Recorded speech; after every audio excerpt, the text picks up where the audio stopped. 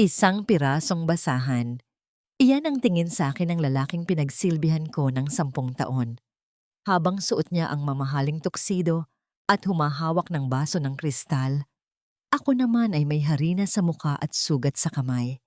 Pero hindi nila alam, ang basang-basahang ito ang siyang nagpunas ng lahat ng dumi sa kanyang karera.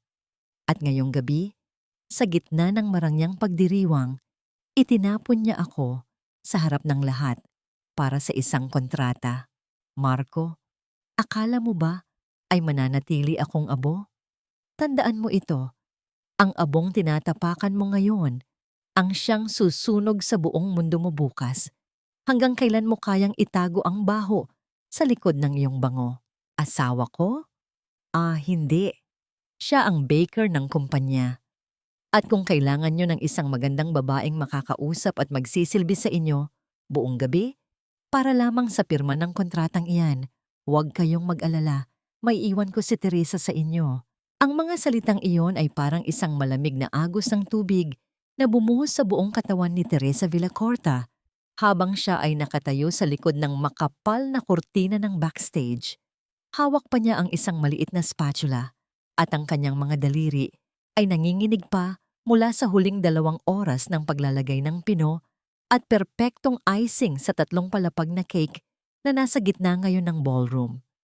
Ang kanyang mga braso ay nangangalay, ang kanyang likod ay tila mababali na sa pagod, at ang kanyang mga mata ay mahapdi dahil sa 2 gabi ng walang tulog. Ibinenta niya ang huling alaala ng kanyang yumaong ina, isang manipis na gintong galang, para lamang marentahan ang mga mamahaling dekorasyon ng cake na ito. Dahil ang sabi ni Marco, ang tagumpay ng gabing ito ay tagumpay ng kanilang pamilya. Ngunit ang tawang sumunod mula sa asawa niya ay hindi tunog ng pagmamahal. Ito ay tunog ng isang taong nagbebenta ng isang gamit na wala ng halaga. Narinig ni Teresa ang pag-alingawngaw ng mga baso ng kristal na nagtatamaan, isang tunog na dati ay hudyat ng selebrasyon. Ngunit ngayon ay tila bawat tunog nito ay saksak sa kanyang pandinig. Ang halimuyak ng mamahaling alak at ang usok ng tabako ay humahalo sa amoy ng banilya at asukal sa kanyang apron, na lumilikha ng isang nakakasukang timpla ng pait at tamis. Dahan-dahang humakbang si Teresa, palabas mula sa dilim ng backstage, bit-bit ang kanyang pira-pirasong dangal. Ang liwanag ng mga dambuhalang chandelier sa ballroom ng hotel sa Makati ay tila naging masyadong masakit sa kanyang mga mata. Nakita niya si Marco na mukhang napaka-elegante sa kanyang suot na tuxedo na nakahilig sa isang matandang negosyanteng may mali siya ang mga tingin. Nang makita siya ni Marco, sa halip na mahiya o matigilan, ay isang mapang-uyam na ngiti ang sumilay sa mga labi nito. Mabilis siyang nilapitan ni Marco at hinawakan ang kanyang braso ng napakahigpit, isang pagkakahawak na nag-iwan ng hapdi sa kanyang balat. Narito na pala ang ating baker, wika ni Marco sa wikang Taglish, habang pilit na itinutulak si Teresa sa bakanting upuan sa tabi ng dayuhang partner. Sweetheart, don't be shy. Mister, Thompson here really admires your craftsmanship. Why don't you stay here and keep him company while I discuss the logistics? Ang boses ni Marco ay malambing, ngunit ang kanyang mga mata ay nagbabanta.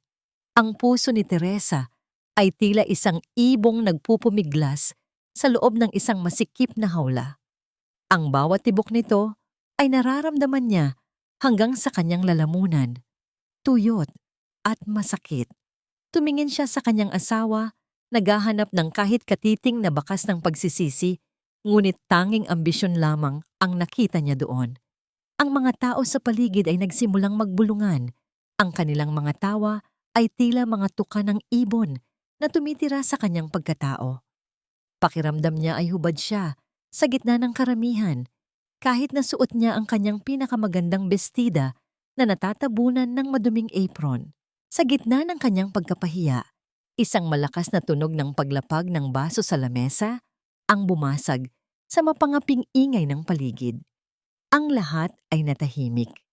Mula sa dulo ng lamesa tumayo ang isang lalaking may tindig na tila isang tore ng kapayapaan sa gitna ng bagyo.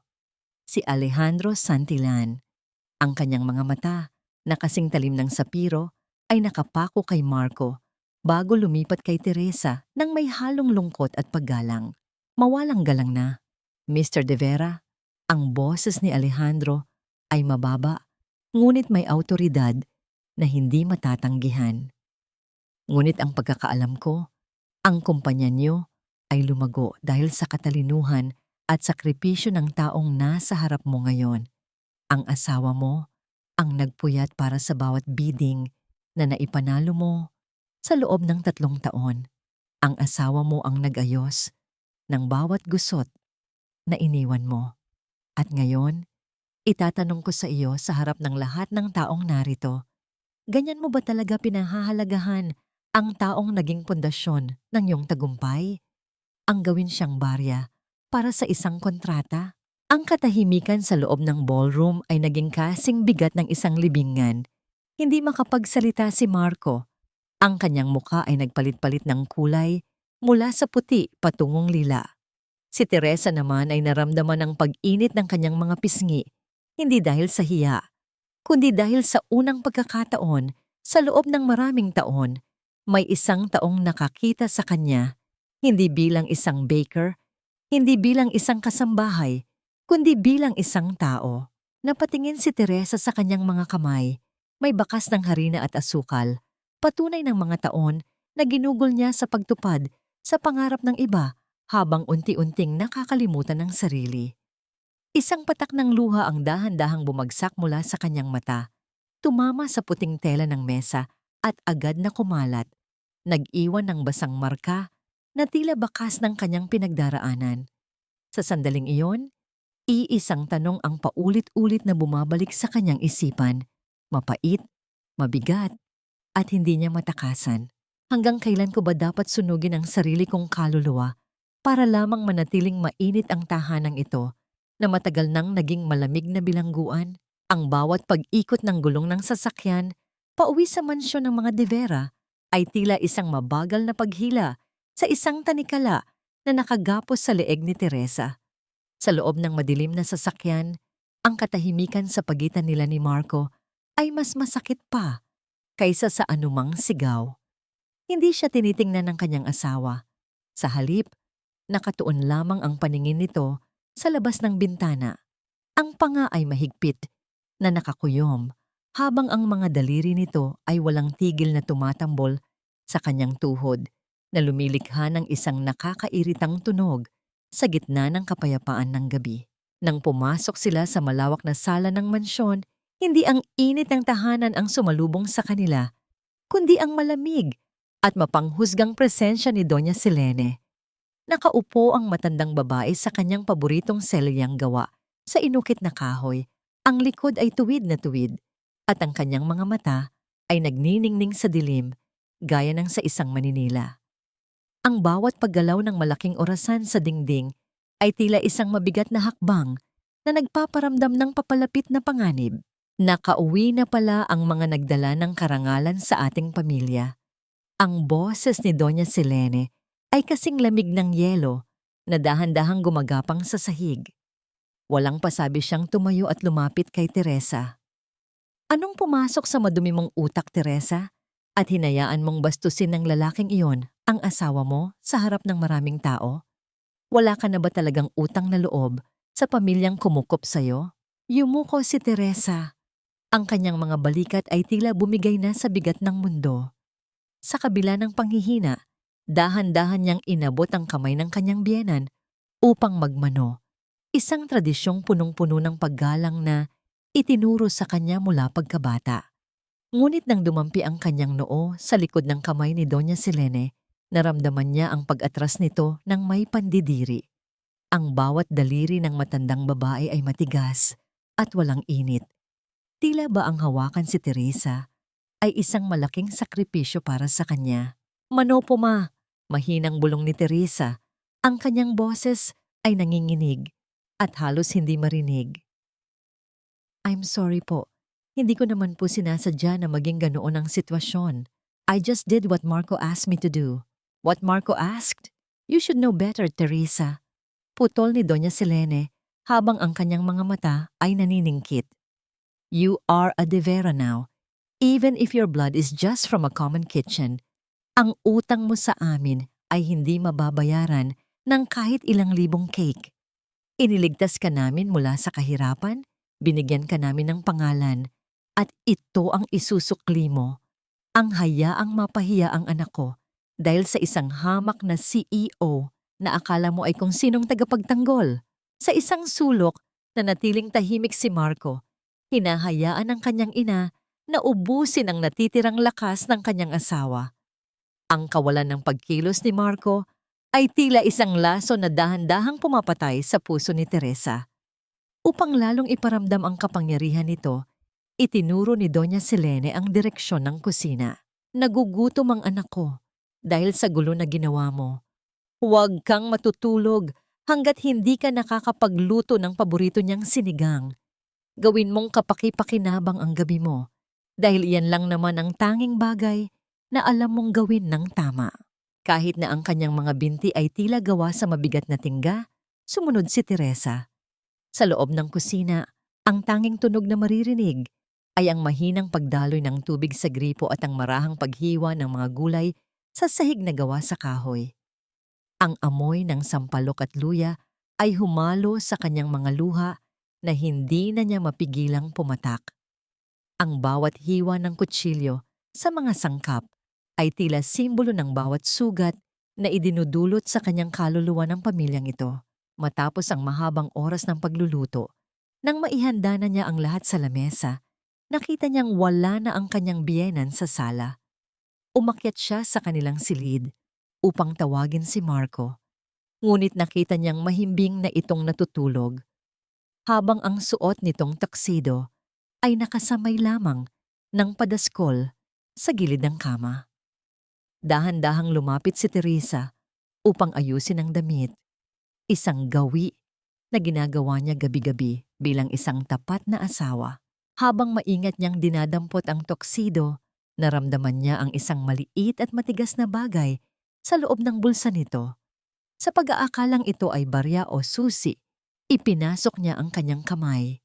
Ngunit nang ilabas niya ang kanyang mga daliri, isang gintong hikaw na may malaking perlas ang kuminang sa ilalim ng malamlam na ilaw ng lampara.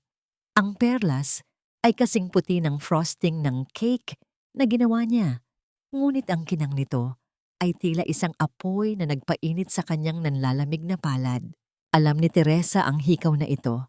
Nakita niya itong suot ni Bianca Roque, ang babaeng laging nasa tabi ni Marco sa bawat meeting na kanyang pinaghahandaan ng mga dokumento. Ang paghinga ni Teresa ay tila tumigil. Ang kanyang lalamunan ay sumikip hanggang sa hindi na siya makahinga. Ang hikaw na yon na tila isang tahimik na saksi sa isang madilim na lihim ay naging sanhi ng paghinto ng kanyang mundo. Nanginginig ang kanyang buong katawan habang tinititigan ng perlas, at sa katahimikan ng gabi, ang tanging maririnig ay ang sarili niyang mabilis na tibok ng puso na tila isang tambol na nagbabadya ng isang katotohanang hindi na niya kayang talikuran. Ang gintong perlas na hawak ni Teresa ay tila naging isang pirasong uling na nagpapaso sa kanyang palad, ngunit hindi niya ito mabitawan.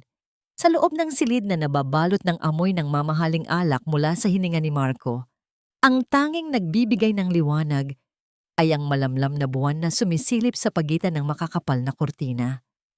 Tiningnan ni Teresa ang kanyang asawa, ang lalaking minahal niya, nang higit sa kanyang sarili, ang lalaking ipinagluto niya, pinagsilbihan at binuo ang karera sa loob ng 10 taon. Ngayon, ang bawat mahimbing na paghinga ni Marco ay tila isang insulto sa kanyang nagdurugong puso. Dahan-dahang lumapit si Teresa sa mesa kung saan nakalagay ang laptop ni Marco. Alam niya ang password nito dahil siya naman ang madalas na gumagamit nito para tapusin ang mga ulat na dapat ay trabaho ng kanyang asawa. Sa bawat pagpindot niya sa mga letra ng keyboard, ang tunog nito sa gitna ng katahimikan ay tila ba isang babala. Nang bumukas ang screen, Ang asul na liwanag nito ay tumama sa kanyang maputlang mukha na nagpapakita ng mga matang puno ng takot at pag-asa na sana ay mali ang kanyang hinala. Ngunit ang katotohanan ay hindi marunong magsinungaling. Sa loob ng folder na may titulong personal, tumambad sa kanya ang mga palitan ng mensahe sa pagitan ni Marco at Bianca. Hindi lamang ito mga salita ng pag-ibig, ito ay mga plano ng pagtataksil. Nabasa ni Teresa kung paano siya tawaging pabigat at hamak na kusinera ni Marco sa harap ng kanyang mistress. Bawat salitang I love you na ipinapadala ni Marco kay Bianca ay tila isang kutsilyong humihiwa sa bawat alaala ng kanilang pagsasama. Ang sakit ay hindi na lamang nasa kanyang isipan. Naramdaman niya ang isang matinding lamig na gumagapang mula sa kanyang mga paa patungo sa kanyang dibdib hanggang sa hindi na niya maramdaman ang sarili niyang paghinga. Ngunit hindi doon nagtapos ang pait. Sa ilalim ng mga dokumento ng kumpanya, nakita ni Teresa ang mga scanned na kopya ng mga papeles ng utang at mga garantiya sa bangko. Nanlaki ang kanyang mga mata nang makita ang sarili niyang pirma sa ibaba ng mga dokumentong yon. Isang pirma na alam niyang hindi niya kailanman isinulat. Ginaya ni Marco ang kanyang sulat kamay upang gawin siyang kalasag sa mga ilegal na transaksyon nito.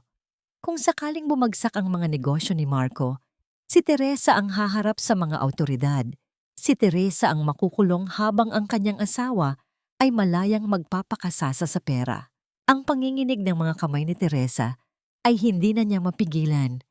Ang bawat pahina na kanyang binubuksan ay tila isang pako na ibinabaon sa kanyang kabaong. Ang lalaking pinangakuan niya ng habambuhay na katapatan ay siya palang arkitekto ng kanyang magiging pagkawasak. Sa sandaling iyon, ang lahat ng sakripisyo niya, ang paghinto sa pag-aaral, ang pagtalikod sa sariling pangarap, ang pagtitiis sa pang-aapi ng biyenan, ay tila naging isang malaking biro na siya lamang ang hindi nakakaalam ng punchline. Sa gitna ng kanyang pagkalunod sa sakit, isang maliit na box ng notification ang biglang lumitaw sa kanang bahagi ng screen.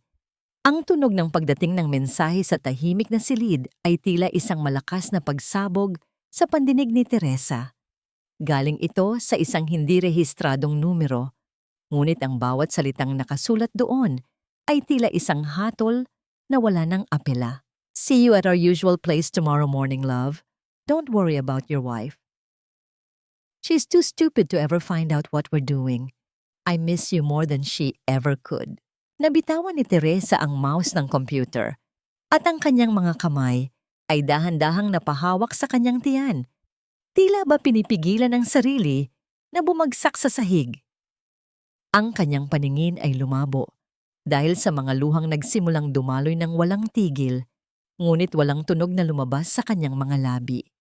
Ang pinakamasakit na uri ng pagtangis ay ang pag-iyak na walang boses, ang pag-iyak na kinakain ang sarili mong puso sa dilim.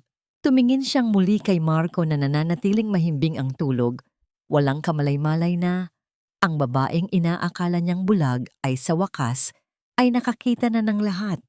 Sa sandaling iyon, ang dating pag-ibig sa mga mata ni Teresa ay dahan-dahang napalitan ng isang malamig at matalim na determinasyon. Ang sikat ng araw sa labas ng mansyon ay tila masyadong maliwanag para sa madilim na pakiramdam na dala ni Teresa sa kanyang dibdib.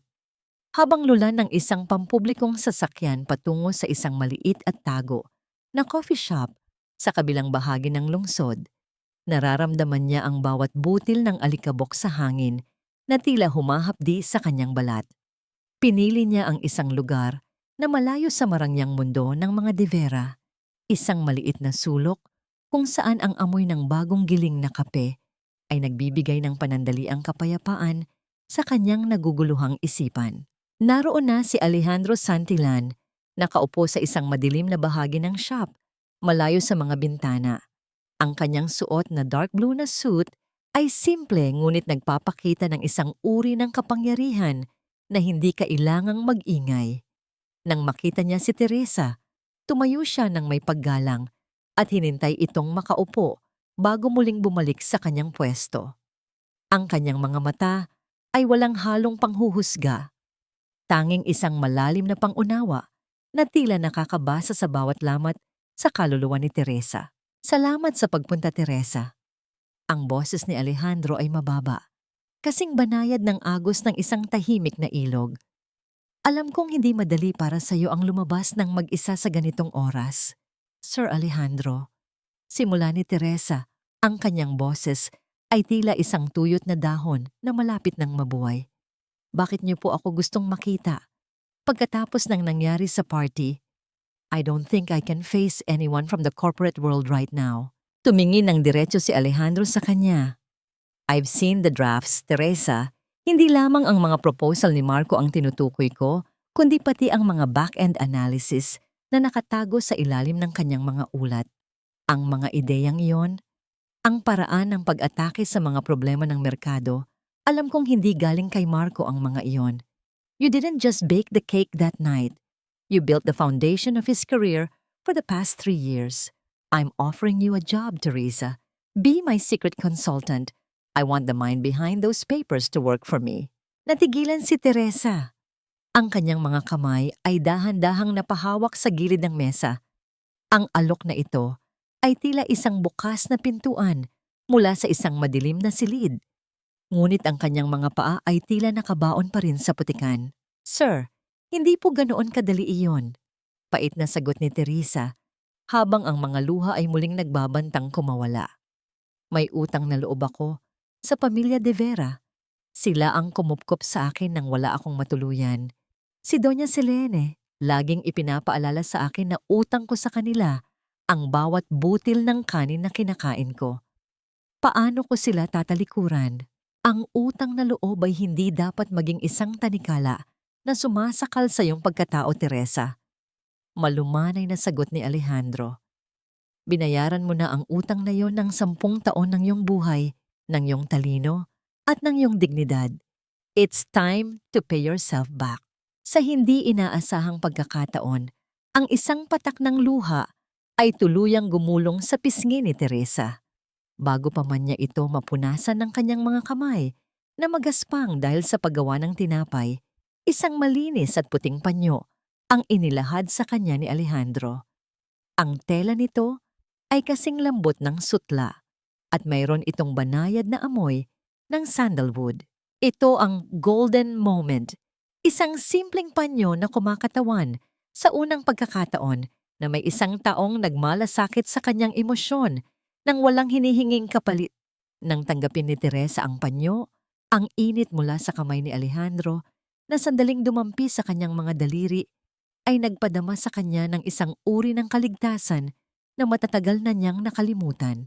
Matapos ang kanilang pag-uusap, inihatid ni Alejandro si Teresa sa kanyang sasakyan hanggang sa kanto malapit sa shop upang hindi sila mapansin. Habang bumababa si Teresa mula sa itim na sasakyan ni Alejandro, isang malamig na hangin ang humampas sa kanyang mukha. Inayos niya ang kanyang buhok at sinubukang ipakita ang isang matapang na anyo. Ngunit sa kabilang bahagi ng kalsada, sa loob ng isang pulang sports car, isang pares ng mga mata na puno ng puot at malisya ang nakamasid sa bawat galaw nila. Si Bianca Roque. Hawak niya ang kanyang cellphone habang nakatutok ang kamera nito sa papalayong sasakyan ni Alejandro at sa nakatayong si Teresa. Ang isang mapait at mapang-uyam na ngiti ang sumilay sa mga labi ni Bianca habang pinapanood ang bawat frame ng video. Ang sikretong inaakala ni Teresa na magiging simula ng kanyang paglaya ay siya palang magiging bagong sandata na gagamitin laban sa kanya sa loob ng bahay na puno ng mga ahas. Pumasok si Marco sa loob ng mansyon na tila isang nagngangalit na bagyo. Ang bawat hakbang niya sa sahig na gawa sa marmol ay lumilikha ng isang mabigat na tunog na nagpapayanig sa katahimikan ng buong bahay. Hindi pa man nakakaakyat si Teresa sa kanilang silid, ay hinarang na siya nito sa gitna ng malawak na sala. Ang mukha ni Marco ay pulang-pula sa galit, ang kanyang mga mata ay nanlilisik, at ang kanyang mga panga ay tila puputok na sa higpit ng pagkakakuyom. Walang sabi-sabing iniharap ni Marco ang screen ng kanyang cellphone sa mukha ni Teresa. Doon, sa isang malabo ngunit malinaw na video, nakita ni Teresa ang sarili niya habang bumababa sa sasakyan ni Alejandro Santillan. Ang panyong puti na ibinigay sa kanya ay hawak pa rin niya sa kabilang kamay. Ano ito, Teresa? Who the hell is he to you? Ang boses ni Marco ay gumaralgal sa tindi ng puot. Ang bawat salitang Taglish na lumalabas sa kanyang bibig ay tila mga talsik ng lason. Ibinibigay ko sa iyo ang lahat. Pinatira kita sa bahay na ito. Binigyan kita ng pangalang De Vera. At ito ang isusukli mo sa akin.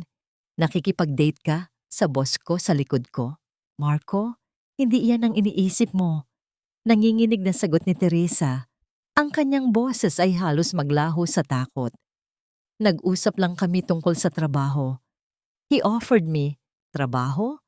Isang hamak na kusinera na katulad mo, bibigyan ng trabaho ni Alejandro Santillan? Isang mapait at malakas na tawa ang kumawala kay Marco. Isang tawang puno ng pangungutya na tila ba ang pagkatao ni Teresa ay isang malaking biro. Don't flatter yourself, Teresa. Hindi talino ang habol niya sa'yo. Baka nakalimutan mo na kung sino ka bago kita pinulot. You're nothing but a baker with flour on your face. Akala mo ba maniniwala ako na magkakagusto ang isang katulad niya sa isang babaeng hindi man lang marunong magayos ng sarili? Ito ang lason ng gaslighting, ang sining ng pagpaparamdam sa biktima na siya ang may kasalanan, na siya ang nawawala sa katinuan. Sa loob ng ilang minuto, binaligtad ni Marco ang katotohanan. Ang kanyang sariling pagtataksil kay Bianca ay tila biglang naglaho at ang pagtatagpo ni Teresa at Alejandro ang naging pinakamalaking krimen sa mundo. You are ungrateful! Napakadesperada mo na ba para gumawa ng gawa-gawang kwento tungkol sa trabaho para lang pagtakpan ng pangangaliwa mo?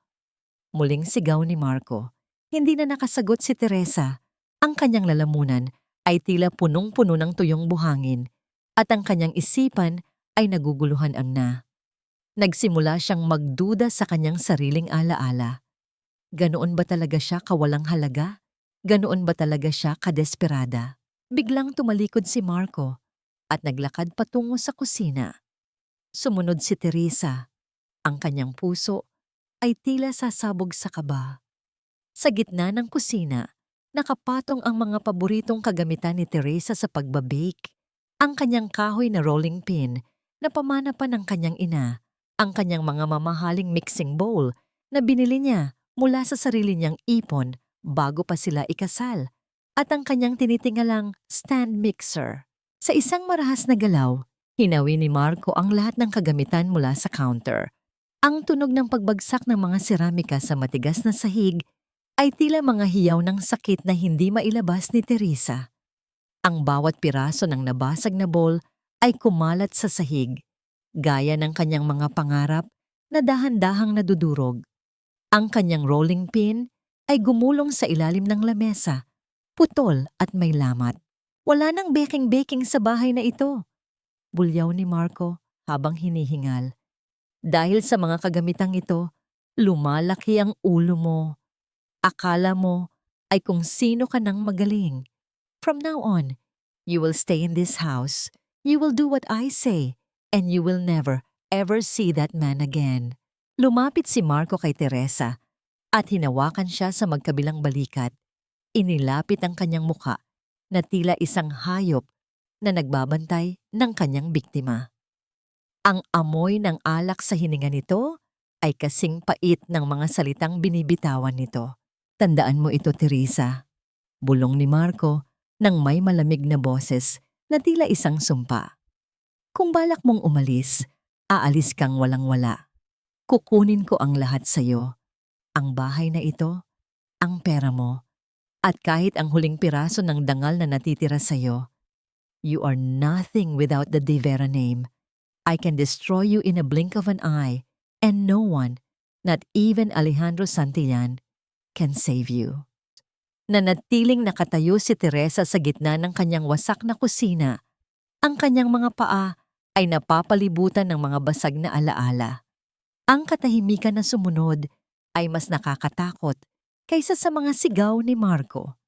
Habang pinapanood niya ang pag-alis ng kanyang asawa, naramdaman ni Teresa ang isang matinding lamig na bumabalot sa kanyang buong pagkatao. Pakiramdam niya ay unti-unti siyang naglalaho, nagiging abo sa ilalim ng bigat ng mga kasinungalingan at pananakot. Ngunit sa gitna ng kanyang pagkawasak, isang maliit na bahagi ng kanyang puso ang nananatiling gising.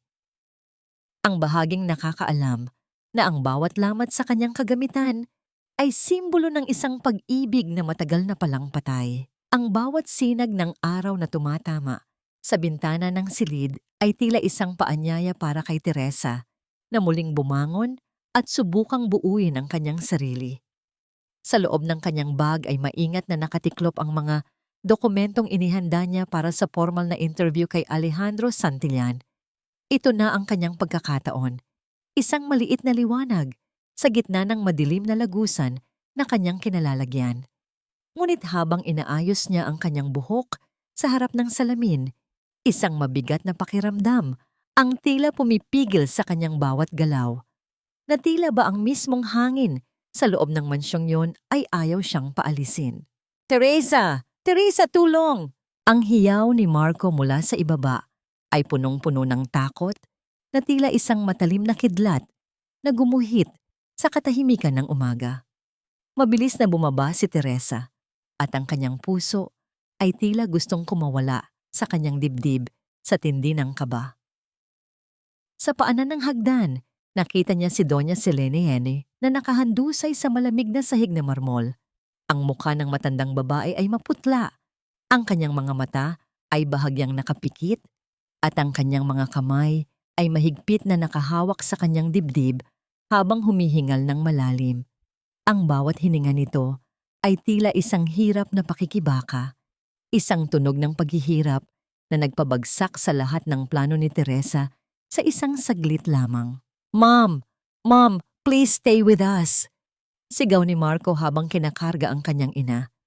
Tumingin siya kay Teresa ng may halong galit at desperasyon. Ano pang tinitingin-tingin mo dyan? Get the car keys. Hindi ka ba nakikita? My mother is dying. Sa loob ng puti at malamig na pasilyo ng ospital, ang amoy ng disinfectant ay tila sumasakal kay Teresa. Lumipas ang mga oras na tila mga taon. Sinabihan siya ni Marco na kailangan nitong umalis para sa isang emergency meeting na may kinalaman sa kanilang pondo. Kaya naiwan si Teresa na mag-isang nagbabantay sa labas ng kwarto ni Doña Selene habang nakaupo sa matigas na selyang plastik. Ang kanyang isipan ay lumilipad sa kumpanya ni Alejandro. Alam niyang hinihintay siya nito, ngunit paano niya may iwan ang kanyang biyenan sa ganitong kalagayan? Ang bawat minuto na lumilipas ay tila isang pagkakataon na dahan-dahang namamatay. Gabi na nang magpasya si Teresa na pumasok sa loob ng silid upang tingnan kung kailangan ni Doña Selene ng tubig. Dahan-dahan niyang itinulak ang pinto. Ang bawat paggalaw nito ay maingat upang hindi makalikha ng ingay.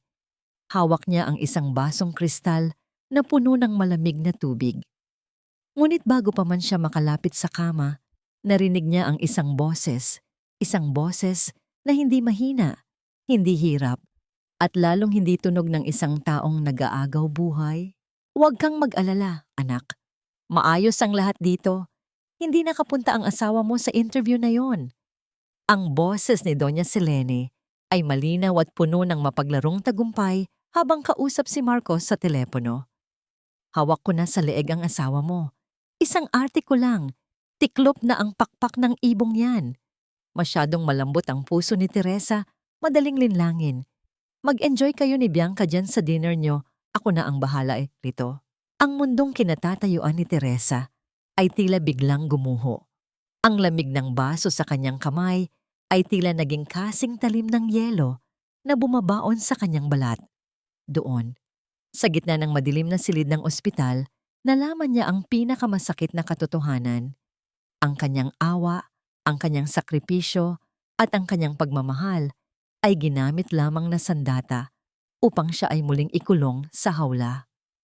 Habang si Doña Selene ay nagkukunwaring may sakit, Ang asawa naman niya ay masayang kasama ang kanyang kabit. Pinagtatawanan ang kanyang pagiging hangal. Dahan-dahang lumuwag ang pagkakahawak ni Teresa sa baso ng tubig. Ang basong kristal ay dahan-dahang nadulas mula sa kanyang mga daliri at bumagsak sa matigas na sahig. Ang tunog ng pagkabasag nito ay hindi narinig sa buong kwarto. Ngunit ang pagkalat ng tubig at ang mga pira-pirasong kristal sa sahig ay tila naging simbolo ng kanyang huling pasensya na tuluyan ng naglaho. Hindi siya sumigaw, hindi siya umiyak. Tinitigan lamang niya ang kanyang biyenan, nagulat na napalingon sa kanya mula sa kama.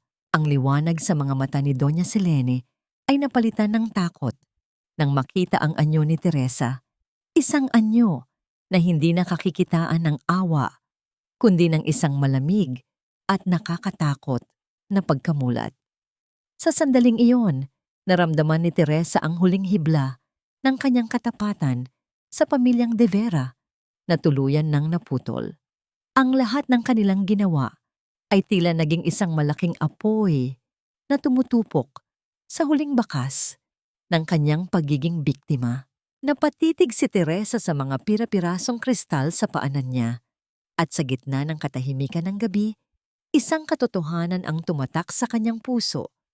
Ang buong pamilyang ito ay isang malaking kasinungalingan at siya ay naninirahan sa piling ng mga ahas na handa siyang tuklawin sa bawat pagkakataon.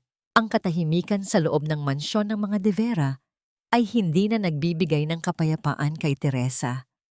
Sa halip, ito ay tila isang mabigat na kumot na sumasakal sa bawat hininga niya.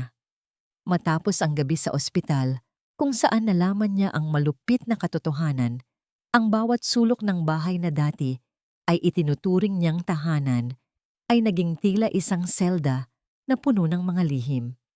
Ngunit sa pagkakataong ito, hindi na siya ang biktimang nananahimik sa isang sulok. Ang kanyang bawat hakbang ay may layunin at ang kanyang mga mata ay hindi na naghahanap ng pagmamahal, kundi ng katarungan.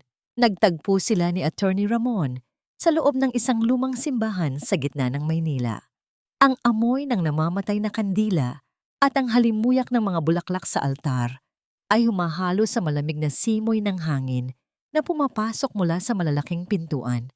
Ang matandang abogado na dating nagsilbi sa kumpanya ni Marco ay nakaupo sa isa sa mga mahabang upuang kahoy. Ang kanyang mga mata ay puno ng pag-aalala habang pinapanood ang paglapit ni Teresa. Sigurado ka na ba rito, Teresa? Mahinang tanong ni Attorney Ramon. Ang kanyang boses ay tila isang bulong sa gitna ng kabanalan ng lugar. Kapag sinimulan natin ito, wala nang balikan. Marco is a dangerous man when his reputation is at stake. Sir, matagal na akong patay sa loob ng bahay na yon, sagot ni Teresa, habang ang kanyang mga kamay ay mahigpit na nakahawak sa kanyang rosaryo, hindi para magdasal, kundi para pigilan ang panginginig. Kailangan ko pong malaman ang totoo. Hindi ko hahayaang maging abo na lang ang buhay ko nang walang kalaban-laban. Pag-uwi sa mansyon, sinamantala ni Teresa ang pagkakataon nang umalis si Marco para sa isang business golf at si Doña Selene naman ay abala sa pagpapahinga sa itaas. Nagpapatuloy pa rin sa kanyang huwad na sakit. Mabilis na tinungo ni Teresa ang silid-aklatan ni Marco. Ang bawat tibok ng kanyang puso ay nararamdaman niya sa kanyang mga daliri habang binubuksan ang laptop ng kanyang asawa. Ang dahan-dahang pagliwanag ng monitor ay tumama sa kanyang mukha at ang pawis sa kanyang noo ay dahan-dahang gumulong patungo sa kanyang pisngi. Ipinasok niya ang isang maliit na itim na flash drive sa gilid ng device. Ang bawat bahagi ng metal na nagtagpo ay nagdulot ng isang panginginig sa kanyang buong katawan. Habang naghihintay na matapos ang paglipat ng mga dokumento, isa-isang binuksan ni Teresa ang mga folders sa ilalim ng mesa. Doon, sa ilalim ng isang makapal na tumpok ng mga luma at maalikabok na folder, ay nakita niya ang isang papel na may selyo ng bangko. Ang kanyang mga mata ay nanlaki sa gulat nang mabasa ang nakasulat. ang maliit na bahay na kanyang pinag-ipunan mula sa kanyang pagtitinda ng mga cake. Ang tanging ari-arian na itinuturing niyang kanya ay nakasangla na pala sa bangko. At ang mas masakit, ginamit ni Marco ang perang nakuha rito upang punduhan ang mga luho ni Bianca at ang mga palubog na proyekto ng kanyang kumpanya. Ang bawat letra sa papel na yon ay tila naging mga mantsa ng dugo sa kanyang paningin. Sa gitna ng kanyang pagkabigla, narinig ni Teresa ang pagbukas ng malaking pinto sa ibaba. Ang dahan-dahang pag-ikot ng seradura at ang mabigat na hakbang sa marmol na sahig ay nagpahiwatig na nakauwi na si Marco ng mas maaga kaysa sa inaasahan. Ang paghinga ni Teresa ay tila huminto. Mabilis niyang tiningnan ang screen ng laptop. 5% pa ang kailangang hintayin bago matapos ang pagkopya ng mga ebidensya. Ang bawat hakbang ni Marco sa hagdanan ay tila isang tunog ng paparating na hatol. Ang pawis sa mga palad ni Teresa ay naging sanhi ng pagkadulas ng kanyang daliri habang sinusubukang patayin ang monitor. Ang takot ay gumagapang na sa kanyang lalamunan, tila isang kamay na dahan-dahang sumasakal sa kanya. Sa bawat segundo na lumilipas, ang distansya sa pagitan niya at ng kanyang asawa ay paikli ng paikli. Nasa tapat na ng pinto ng silid-aklatan si Marco. Ang dahan-dahang pagtulak nito sa pinto ay lumikha ng isang maliit na siwang ng liwanag. Napatingin si Teresa sa flash drive na nakasaksak pa rin. Ang maliit na ilaw nito ay patuloy na kumukurap sa dilim. Tila isang sumisigaw na saksi sa kanyang pagtataksil sa loob ng bahay na yon. Ang bawat pagtama ng matitigas na takong ng kanyang sapatos sa makintab na sahig ng malawak na lobby ng Santillan Group ay tila isang bagong ritmo ng kanyang buhay na hindi pa niya lubos na kilala. Suot ang isang itim na corporate suit na saktong-sakto sa kanyang pangangatawan. Pakiramdam ni Teresa ay nakasuot siya ng isang baluti na nagtatago sa lahat ng kanyang mga peklat at lamat mula sa mansyon ng mga De Vera. Ang dating amoy ng banilya at harina na laging nakakapit sa kanyang balat ay napalitan na ng banayad na halimuyak ng sandalwood at citrus. Ang pabangong ibinigay sa kanya ni Alejandro bilang simbolo ng kanyang bagong simula. Sa harap ng malaking salamin sa elevator, tinitigan ni Teresa ang sariling refleksyon. Ang babaeng nakatingin sa kanya ay may matapang naguhit ng lipstick sa mga labi at mga matang hindi na lumuluha, kundi nag-aapoy sa determinasyon. Wala na ang maluwag na apron. Narito na ang isang babaeng handang bawiin ang talinong matagal na ninakaw sa kanya. Nang bumukas ang pinto ng boardroom, sinalubong siya ni Alejandro nang may isang tipid ngunit makahulugang ngiti. Lumapit ito sa kanya at dahan-dahang inayos ang kwelyo ng kanyang suit na bahagyang tumagilid. Ito ang golden moment ng umagang iyon. Isang ugnayan na walang mali siya, ngunit puno ng pagkilala sa kanyang halaga.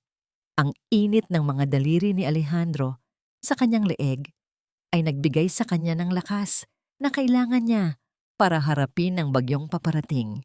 Miss Villacorta, are you ready? Ang boses ni Alejandro ay puno ng tiwala. This is your stage now. Show them the mind that Marco tried to hide. Umupo si Teresa sa madilim na bahagi ng mahabang lamesa. Bahagyang nakatalikod sa pinto. Ilang sandali pa ay bumukas ang pinto at pumasok si Marco kasama ang kanyang team.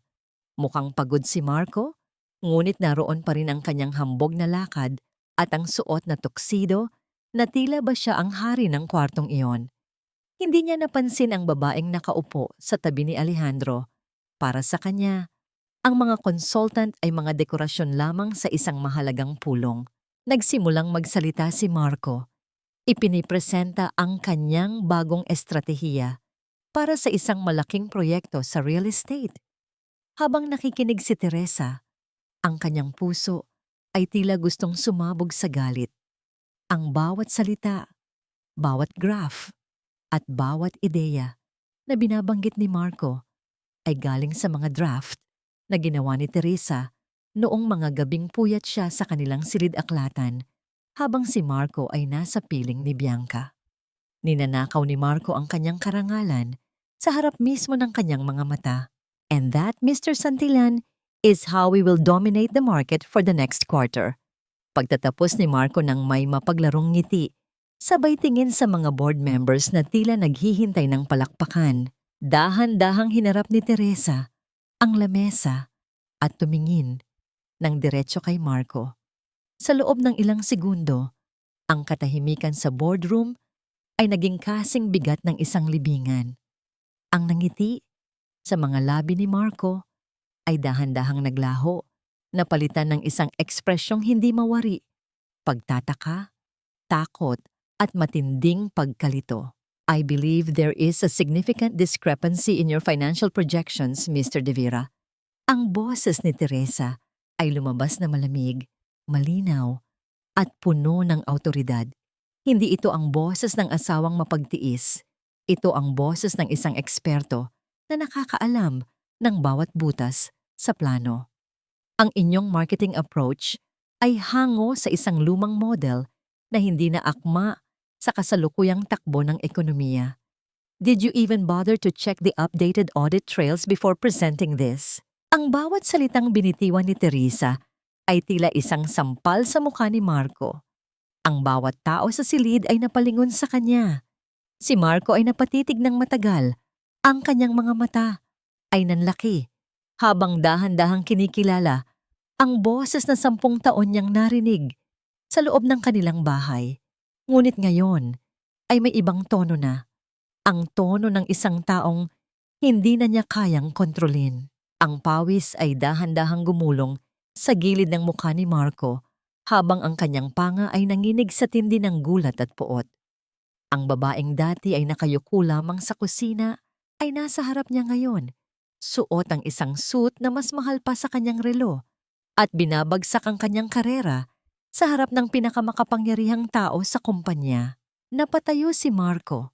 Ang kanyang mga kamay ay nakadukmo sa lamesa habang ang kanyang paningin ay nakapako sa mukha ni Teresa na tila ba nakakita siya ng isang multo mula sa kanyang madilim na nakaraan. Ang marangyang bulwagan ng isang 5-star hotel sa Taguig ay nababalot ng halimuyak ng mamahaling bulaklak at ang dahan-dahang pag-alingaw-ngaw ng mga instrumentong de cuerdas na nagbibigay ng isang mapayapang himig sa paligid. Ang mga dambuhalang chandelier ay naglalabas ng nagniningning na liwanag na tumatama sa mga basong kristal na hawak ng mga piling panauhin. Sa gitna ng karamihang ito, si Teresa ay nakatayo ng may tuwid na likod. Suot ang isang emerald green na gown na tila ba gawa sa pinakamahal na sutla. Ang kanyang bawat galaw ay puno ng grasya, malayo sa imahe ng babaeng dati ay nakayuko sa harap ng mainit na hurno. Namataan niya si Bianca Roque sa kabilang dulo ng bar. Suot ang isang pulang bestida na kasing talim ng kanyang ugali. Nang magtagpo ang kanilang mga mata, hindi nag-iwas ng tingin si Teresa. Sa halip, siya ang unang lumapit. Ang bawat hakbang niya ay dahan-dahan at may kasamang tunog ng determinasyon sa bawat paglapat ng kanyang takong sa makintab na sahig. Miss Villacorta, ang boses ni Bianca ay puno ng pangungutya habang dahan-dahang iniikot ang alak sa kanyang baso. Hindi ko akalain na ang isang baker ay matututong magsuot ng ganitong klaseng damit. Akala ko ba ay mas komportable ka sa amoy ng harina at pawis sa kusina. Isang tipid na ngiti ang sumilay sa mga labi ni Teresa. Inayos niya ang kanyang buhok at sa paggalaw ng kanyang kamay, kuminang ang isang mamahaling singsing na hindi galing kay Marco. Ito ang golden moment, ang sandali kung saan naramdaman ni Teresa na ang kanyang halaga ay hindi na nasusukat sa opinyon ng mga taong katulad ni Bianca. Ang lamig ng hangin mula sa aircon ng hotel ay tila yumayakap sa kanyang balat, nagbibigay ng isang uri ng kapanatagan. Ang amoy ng harina ay madaling hugasan, Bianca. Ang boses ni Teresa ay mahinahon, ngunit may talim na kasing talas ng isang labaha. Ngunit ang amoy ng nakaw na yaman at ang laso ng pagtataksil, kahit anong mamahaling pabango ang gamitin mo, hindi mo yan matatago. Hindi ba, Miss Roque? Nagbago ang anyo ni Bianca. Ang kanyang mapang-uyam na ngiti ay dahan-dahang napalitan ng pagkabigla. What are you talking about? Lumapit pa ng kaunti si Teresa, sapat na upang maramdaman ni Bianca ang init ng kanyang hininga. Alam ko ang tungkol sa mga phantom vendors na ginawa niyo ni Marcos sa huling proyekto. Ang 3 milyong piso na nawawala sa audit trails. Ang mga invoice na ikaw mismo ang nag-approve para sa mga kumpanyang hindi naman nag-e-exist. Isang tawag ko lang sa internal affairs ng Santillan Group at hindi lang ang karir mo ang mawawasak, kundi pati ang kalayaan mo. Ang bawat salita ni Teresa ay tila isang malakas na hampas sa dibdib ni Bianca. Ang kanyang mga kamay ay nagsimulang manginig at ang alak sa kanyang baso ay bahagyang tumalsik sa kanyang mamahaling damit. Ang kanyang mukha na kanina ay punong-puno ng makeup ay tila nawalan ng kulay, naging kasing puti ng mga pader ng ospital. Ang takot sa kanyang mga mata ay hindi na maitago. You wouldn't dare! Nautal na sagot ni Bianca, ngunit ang kanyang boses ay wala ng lakas. Subukan mo ako, Bianca. Subukan mong muling maliitin ang babaeng pinagnakawan niyo ng talino at dangal. Tugon ni Teresa habang tinititigan ang nanginginig na mistress. I'm not just a baker anymore. I am the one holding the leash now. Iniwan ni Teresa si Bianca na nakatayo doon, hindi makagalaw at tila ba naubusan ng hangin. Habang naglalakad si Teresa palayo, nakita niya si Marco sa malayo na nakamasid sa kanila. Ang kanyang mukha ay puno ng pagtataka at kaba. Hindi lumapit si Marco, tila ba natatakot sa bagong bersyon ng asawang dati, ay kaya niyang saktan sa isang salita lamang.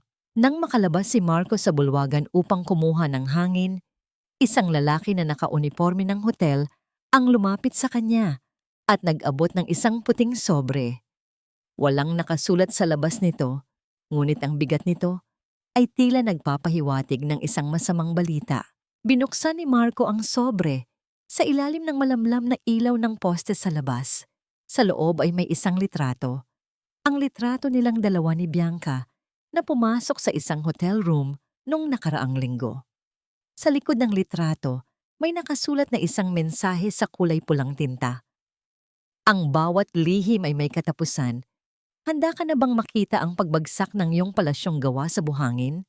Ang mga daliri ni Marco ay nanginig sa tindi ng takot, habang ang papel ay dahan-dahang nalalamukot sa kanyang pagkakahawak. Ang gabi na dapat ay isang selebrasyon ay biglang naging simula ng isang bangungot na wala siyang ideya kung paano tatakasan. Ang bawat pinggan na inilalapag ni Teresa sa mahabang lamesang gawa sa narerebo ay tila isang pyesa ng chess na inilalagay sa tamang posisyon para sa huling pag-atake. Ang amoy ng masarap na ulam, ang malapot na sarsa ng kare-kare at ang mabangong sinangag ay humahalo sa malamig at mapanglaw na hangin sa loob ng silid-kainan ng mga devera. Ang mga kandila sa gitna ng lamesa ay dahan-dahang sumasayaw. Ang kanilang maliliit na apoy ay nagbibigay ng mga aninong tila ba nagtatago sa bawat sulok ng silid. Nakaupo si Marco sa kabisera. Ang kanyang mga kamay ay nakapatong sa lamesa, ngunit mapapansin ang panginginig ng kanyang mga daliri. Simula nang matanggap niya ang sobrang may litrato, ang kanyang bawat paghinga ay tila isang pakikibaka sa takot. Sa tapat naman niya ay si Doña Selene na kahit nagpapagaling pa rin ay hindi maitago ang gana sa pagkain habang tinititigan ang bawat paggalaw ni Teresa ng may mapanuring mata. Napakagarbo naman ng hapunan natin ngayon, Teresa. Ang boses ni Doña Selene ay puno ng tamis na may halong pait ng pangungutya. Anong meron? May kinalaman ba ito sa bago mong kaibigan sa labas? Isang banayad na ngiti ang sumilay sa mga labi ni Teresa habang dahan-dahan niyang inaayos ang table runner na kulay ginto. Ito ang golden moment. Ang telang ito ang unang bagay na binili niya gamit ang kanyang unang sahod mula sa pagbabake ng mga cake para sa mga kliyenteng nakuha niya ng palihim. Sa bawat pagdampi ng kanyang palad sa malambot na tela, Nararamdaman niya ang init ng kanyang sariling pagsisikap, ang init na hindi kailanman nagmula sa pamilyang ito. Wala naman po mahinahong sagot ni Teresa habang nilalagyan ng pagkain ng plato ni Marco. Gusto ko lang na matikman niyo ang huling luto ko. Bilang asawa ni Marco, masarap ang bawat sangkap nito. Parang ang bawat taon na ibinigay ko sa inyo. Punong-puno ng tiyaga, puyat, at mga lihim. Napatigil si Marco sa pagsubo. Tumingin siya kay Teresa. Ang kanyang mga mata ay naghahanap ng kasagutan sa kakaibang tono ng boses nito. Ang katahimikan sa loob ng silid ay naging kasing bigat ng isang dambuhalang bato. Tanging ang marahang tunog ng pilak na kutsara na tumatama sa porselanang pinggan ang maririnig. Isang tunog na tila nagbibilang ng bawat segundong natitira sa kanilang pagsasama. By the way, Marco, patuloy ni Teresa habang dahan-dahang umiinom ng tubig mula sa kanyang basong kristal. Nakita ko ang mga papeles ng bahay natin sa probinsya. Sayang, napakaganda pa naman ng lupang yon. Hindi ko akalain na kailangan nyo na palang isang layon para lang mabayaran ang mga extra expenses nyo sa kumpanya o baka para sa mga mamahaling regalo para sa isang taong ang pangalan ay nagsisimula sa letrang B. Ang kutsarang hawak ni Marco ay dahan-dahang nalaglag sa kanyang pinggan. Lumikha ito ng isang tunog na tila isang hatol sa gitna ng katahimikan. Ang kanyang mukha ay nawalan ng kulay. Naging kasing puti ng telang nakapatong sa kanyang kandungan. Si Doña Selene naman ay nabilaukan at mabilis na uminom ng tubig.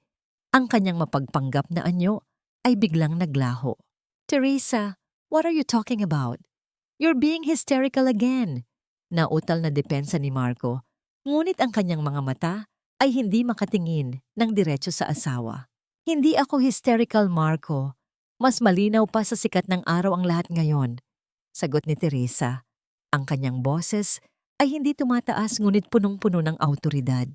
Alam ko ang bawat nakaw na sandali, bawat nakaw na piso, at bawat kasinungalingang itinayo nyo sa ibabaw ng aking pagkatao. Kinain nyo ang lahat ng meron ako, ang talino ko, ang pera ko, at ang puso ko. Pero ngayong gabi, tapos na ang piging. Dahan-dahang lumakad si Teresa patungo sa gilid ng lamesa at kinuha ang isang puting folder na nakatago sa ilalim ng tray ng prutas. Inilapag niya ito sa harap ni Marco, sa tabi mismo ng kanyang ulam na hindi na nito kayang kainin. Ang bawat paggalaw ng kamay ni Teresa ay puno ng determinasyon. Tila ba bawat daliri niya ay may dalang kapangyarihan na matagal na niyang ipinagkait sa sarili. Ano ito? Tanong ni Marco. Ang kanyang boses ay halos isang pabulong na lamang. Iyan ang pinakamatamis na panghimagas na inihanda ko para sa inyo. Tugon ni Teresa habang tinititigan ng kanyang asawa ng may malamig na ngiti. Basahin mo ng maigi, Marco. Isang paraan iyan para maibalik ko sa iyo ang lahat ng kalayaang hinihingi mo at para mabawi ko ang lahat ng ninakaw nyo sa akin. Dahan-dahang binuksan ni Marco ang folder. Ang bawat pahina na kanyang binabasa ay tila isang malakas na sampal na nagpapabagsak sa kanyang huling depensa. Ang mga salitang petition for annulment at ang mga kalakip na ebidensya ng kanyang pagtataksil at pandaraya ay kuminang sa ilalim ng ilaw ng kandila. Sa labas ng mansyon, ang hangin ay nagsimulang umihip ng malakas. Tila ba nagbabadya ng isang malaking bagyo na tuluyan ng wawasak sa palasyong gawa sa buhangin ng mga De Vera. Nanatiling nakatayo si Teresa, tuwid ang likod at rerespeto sa sarili, habang pinapanood ang kanyang asawa na unti-unting nadudurog sa harap ng hapagkainang dati ay puno ng kasinungalingan. Ang bawat sinag ng araw na tumatama sa mga salaming dingding ng dambuhalang gusali ng Santillan Group ay tila naging mga matatalim na espada na humihiwa sa katahimikan ng umaga. Sa loob ng kanyang malawak na opisina, si Marco ay abala sa pag-aayos ng kanyang mga gamit. Pilit na ibinabalik ang kanyang huwad na kumpiyansa matapos ang gabi ng hapunan na puno ng banta. Ang amoy ng mamahaling kape sa kanyang mesa ay hindi na nagbibigay ng gising. Sa halip, ang bawat higop niya ay tila may kasamang pait ng paparating na panganib. Ang marahas na pagtulak sa malaking pinto ng kanyang opisina ay nagdulot ng isang hanging mabilis na nagpakalat sa mga papel sa kanyang mesa. Hindi ang kanyang sekretarya ang pumasok, kundi 4 na lalaking nakauniporme ng pulis. Kasunod ang mga kinatawan mula sa National Bureau of Investigation. Ang bawat hakbang ng kanilang matitigas na sapatos sa makintab na sahig ay tila tunog ng isang hatol na hindi na mababago. Mr. Marco de Vera. Ang boses ng opisyal ay malamig at puno ng awtoridad habang ipinapakita ang isang warrant. You are under arrest for qualified theft, falsification of public documents, and commercial fraud. Kailangan niyo pong sumama sa amin. Ang mundo ni Marco ay tila dahan-dahang tumigil sa pag-ikot. Ang baso ng kape sa kanyang kamay ay nanginginig hanggang sa dahan-dahang tumapon ang mainit na likido sa kanyang mamahaling suit. Sinubukan niyang magsalita, ngunit ang kanyang lalamunan ay tila punong-puno ng tuyong alikabok.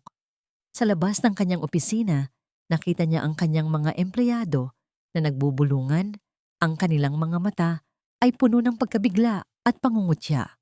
Sa gitna ng kaguluhang ito, bumukas ang pinto ng boardroom sa dulo ng pasilyo. Lumabas si Alejandro Santillan. Seryoso ang muka at may dalang bigat ng isang hari na nagpapatupad ng batas. Ngunit ang mas ikinagulat ni Marco ay ang babaeng nasa tabi ni Alejandro, si Teresa. Nakasuot siya ng isang puting-puting corporate dress.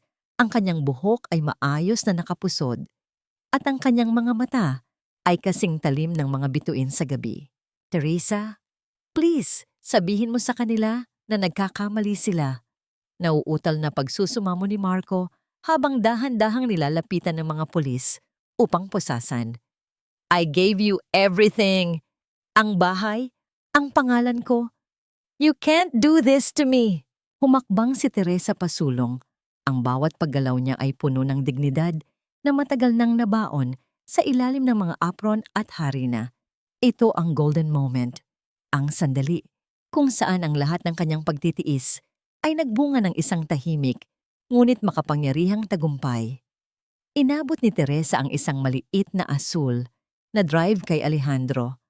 Ang drive na naglalaman ng lahat ng ebidensya ng kataksilan ni Marco. Hindi ko ito ginagawa sa iyo, Marco. Ang boses ni Teresa ay kasing lamig ng hanging amihan, ngunit may dalang bigat na tila isang dambuhalang alon. Ikaw ang gumawa nito sa sarili mo. Ang kumpanyang ito, ang tagumpay na ipinagmamalaki mo, lahat iyan ay itinayo mo sa ibabaw ng aking mga sakripisyo habang dinudurog mo ang aking pagkatao. You didn't give me a home. You gave me a cage. And now, I am finally stepping out. Sa tindi ng desperasyon, biglang nagpumigla si Marco mula sa pagkakahawak ng mga pulis at sinubukang hawakan ang mga kamay ni Teresa. Ang kanyang mga mata ay puno ng luha ng pagmakaawa, ngunit wala na itong talab sa babaeng nasa harap niya. Teresa, love, please, mag-usap tayo. I'll change, I promise. Don't let them take me. Ang kanyang pagsusumamo ay tila isang hiyaw ng isang nalulunod na tao. Dahan-dahang itinaas ni Teresa ang kanyang kanang kamay. Sa isang mabilis at matikas na pag-indayog, ang kanyang palad ay lumapat sa pisngi ni Marco. Ang tunog ng sampal na yon ay umalingaw-ngaw sa buong pasilyo. Isang sampal na hindi lamang para sa gabing iyon, kundi para sa 10 taon ng pananakit. Para sa bawat gabing puyat siya habang si Marco ay nagpapakasasa sa iba. At para sa bawat pagkakataong pinaramdam ni Marco na wala siyang silbi. Ang mukha ni Marco ay nalingat pakanan at ang bakas ng mga daliri ni Teresa ay dahan-dahang namula sa kanyang maputlang balat. Ang katahimikan na sumunod ay naging kasing bigat ng isang libingan. Walang sino man sa mga empleyado o opisyal ang gumalaw. Tanging ang mabilis na paghinga ni Marco at ang malamig na titig ni Teresa ang nagpuno sa espasyo. Ang sampal na yan ay hindi galing sa galit. Bulong ni Teresa habang tinititigan ng kanyang asawa sa huling pagkakataon. Galing iyan sa babaeng pinatay mo 10 taon na ang nakalilipas. Ngayon malaya na ako. Dahan-dahang kinaladkad ng mga pulis si Marco palayo. Ang kanyang mga hiyaw ng pagmakaawa ay dahan-dahang humihina habang isinasakay siya sa elevator. Nanatiling nakatayo si Teresa sa gitna ng pasilyo. Ang kanyang mga kamay ay nanginginig ng bahagya. Ngunit sa kanyang dibdib, naramdaman niya ang unang tunay na pagtibok ng kanyang puso mula nang siya ay ikasal. Napatingin siya kay Alejandro na nananatiling nakatayo sa kanyang tabi. Ang banayad na pagdampi ng kamay ni Alejandro sa kanyang balikat ay tila isang pangako na ang bagyong ito ay tapos na at ang bukas ay hindi na muling mababalot ng abong itinapon ng isang walang pusong lalaki. Ang malalaking pintuang gawa sa inukit na kahoy ng mansyon ng mga De Vera ay dahan-dahang isinara ng mga kinatawan ng bangko at ang bawat paglapat nito sa hamba ay tila isang mabigat na tuldok sa pagtatapos ng isang huwad na imperyo. Sa labas ng malawak na tarangkahan, nakatayo si Doña Selene. Wala na ang kanyang mga mamahaling alahas na perlas at ang kanyang buhok na dati ay laging maayos na nakapusod ay ngayon ay ginugulo ng malamig na hangin. Tinitigan niya ang mga lalaking naglalabas ng kanyang mga paboritong antigong florera at mga mamahaling silya. Ang bahay na kanyang ipinagmalaki at ginamit upang maliitin ang ibang tao ay kinuha na ng batas bilang kabayaran sa mga nakaw na yaman ni Marco. Wala siyang ibang mapuntahan. Ang mga kaibigan niya sa alta sosyedad na laging nakangiti sa kanyang mga handaan ay biglang naglaho na parang bula nang lumabas ang balita tungkol sa pag-aresto sa kanyang anak. Sa tindi ng desperasyon, nilunok ng matandang babae ang natitirang piraso ng kanyang pride at naglakbay patungo sa address na nakita niya sa isang business card. Sa loob ng bagong tanggapan ni Teresa, ang amoy ng sariwang kape at matamis na tinapay ay nagbibigay ng isang mainit na yakap sa sinumang papasok. Si Teresa ay tahimik na nagbabasa ng mga ulat habang nakaupo sa kanyang maaliwalas na opisina nang dahan-dahang bumukas ang pinto. Pumasok si Doña Selene, ang kanyang mga balikat ay nakayuko at ang kanyang mga mata ay puno ng pagmakaawa.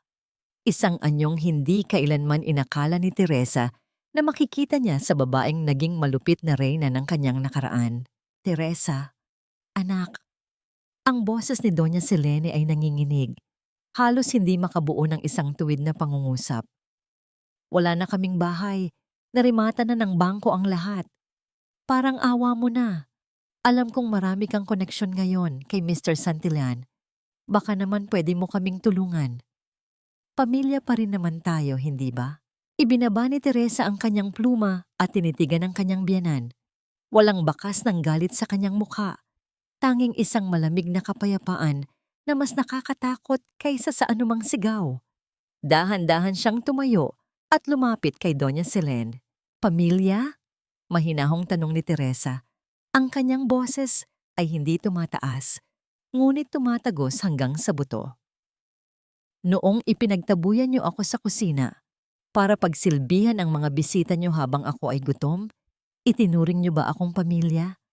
Noong nagkunwari kayong inatake sa puso para lang pagtakpan ang pangangaliwa ng anak niyo, naisip niyo ba ang kapakanan ko? Napayuko si Doña Selene, ang kanyang mga luha ay nagsimulang pumatak sa makintab na sahig ng opisina. Nagkamali ako, Teresa. Pero may utang na loob ka pa rin sa amin. Kami ang nag-ahon sa iyo sa hirap noong pinakasal ka ng anak ko. Isang malungkot na ngiti ang sumilay sa mga labi ni Teresa. Lumakad siya patungo sa isang maliit na basket sa gilid ng mesa at kumuha ng isang brown paper bag. Ibinalik niya ang kanyang atensyon sa matandang babae at dahan-dahang inilapag ang supot sa maliit na lamesa sa harap nito. Ito ang golden moment. Ang paglalahad ng isang simpleng katotohanan. Mula sa loob ng supot, inilabas ni Teresa ang isang pirasong pandesal. Matigas at malamig. Ito po. Wika ni Teresa habang itinuturo ang tinapay. Sana ay matandaan niyo ito dahil noong mga unang taon ng pagsasama namin ni Marco, kapag inuubos niya ang pera sa kanyang mga bisyo at kayo ay nagpapakasasa sa mga mamahaling steak, ito lang ang itinitira niyo para sa akin sa kusina. Ito ang kinakain ko habang binubuo ko ang mga pangarap ninyo. Ang utang na loob ko sa inyo ay matagal ko nang nabayaran ng luha, pagod at dugo. Ngayon, kayo naman ang magbayad sa tadhana. Tinitigan ni Doña Selene ang pandesal. Ang bawat lamat sa tinapay ay tila sumasalamin sa kanyang wasak na dignidad. Naintindihan niya sa sandaling iyon na ang anak na pinalaki niya sa kasinungalingan at pagmamataas ay siya ring nagpabagsak sa kanyang sariling palasyo. Umiiyak at nanginginig, dahan-dahang tumalikod ang matandang babae at naglakad palabas ng opisina, dala ang mabigat na pasanin ng kanyang karma. Nang makalabas na ang kanyang biyenan, huminga ng malalim si Teresa. Ang bigat sa kanyang dibdib na dala niya sa loob ng isang dekada ay tila tuluyan ng naglaho. Ngunit ang kapayapaan ng hapong iyon ay panandali ang nagulo nang ang telepono sa kanyang mesa ay biglang nagliwanag at nag-vibrate na lumikha ng isang nakakagulat na paggalaw sa ibabaw ng salamin. Isang numero mula sa presinto ang lumabas sa screen. Dahan-dahang sinagot ni Teresa ang tawag at inilapit ito sa kanyang tainga. Akala mo ba panalo ka na? Ang boses ni Marco sa kabilang linya ay galing sa madilim at malamig na selda, puno ng puot at pagkabaliw. Bago ako mabulok dito, sisiguraduhin kong may mawawala rin sa'yo, Teresa. Hintayin mo ang regalo ko. Ang linya ay namatay. Nanatiling nakatayo si Teresa, ang kanyang mga mata ay naniningkit sa determinasyon habang nakatingin sa labas ng bintana kung saan nag-uumpisang magdilim ang kalangitan. Ang bawat hakbang ni Teresa sa tuyong damo ng sementeryo ay tila isang dahan-dahang pagbabalik sa kanyang sariling pagkatao na matagal na niyang kinalimutan. Ang amoy ng sariwang sampagita na nakasabit sa kanyang bisig ay humahalo sa halimuyak ng basang lupa matapos ang isang maikling pag-ulan. Sa harap ng puntod ng kanyang mga magulang, dahan-dahan siyang lumuhod. Ang lamig ng marmol na bato ay dumampi sa kanyang mga palad na tila ba isang pamilyar na haplos mula sa nakaraan. Inay, itay, patawad po. Ang bulong ni Teresa ay tila isang malungkot na himig na tinatangay ng hangin. Patawad dahil hinayaan kong maging abo ang buhay ko sa loob ng 10 taon. Patawad dahil masyado akong naniwala na ang pagtitiis ay kapareho ng pagmamahal. Ngunit ngayon, narito na po ako. Buo na muli ang aking loob. Isang banayad na pagdampi ng kamay sa kanyang balikat ang nagpabalik sa kanyang diwa. Hindi niya kailangang lumingon upang malaman kung sino ito. Ang init at ang pakiramdam ng kaligtasan na dala ng presensyang iyon ay sapat na. Si Alejandro. Hindi ito nagsalita. Tinitigan lamang nito ang puntod nang may malalim na paggalang bago inalalayan si Teresa na tumayo. Upang takasan ng ingay at gulo ng lungsod, matapos ang mga naganap na iskandalo, dinala ni Alejandro si Teresa sa isang pribadong bahay bakasyunan sa gilid ng dagat sa Batangas. Sa gitna ng gabi, habang ang tanging maririnig ay ang dahan-dahang paghampas ng mga alon sa pampang na tila ba mga daliring humahaplos sa buhangin. Nakaupo ang dalawa sa isang mahabang upuang kahoy sa veranda. Ang liwanag ng buwan ay nagiiwan ng nagniningning na pilak na guhit sa ibabaw ng madilim na karagatan. How are you feeling, Teresa? Mahinahong tanong ni Alejandro. Ang kanyang boses ay tila bahagi ng kapayapaan ng gabi. Para po akong naglalakad sa ulap, Sir Alejandro. Sagot ni Teresa habang tinitingnan ang kanyang mga daliri na wala na ang wedding ring. Minsan, natatakot ako na baka panaginip lang ito at pagising ko, nasa kusina na naman ako ni Marco, naghihintay ng mga utos nila. It's so quiet and it's scary how much I miss this kind of peace. You deserve this silence, Teresa. Tugon ni Alejandro. Dahan-dahan itong hinawakan ng kamay ni Teresa. Ang init ng kanilang mga palad na nagtagpo ay nagpadama ng isang uri ng kilig na hindi nakabatay sa lito, kundi sa isang malalim na tiwala.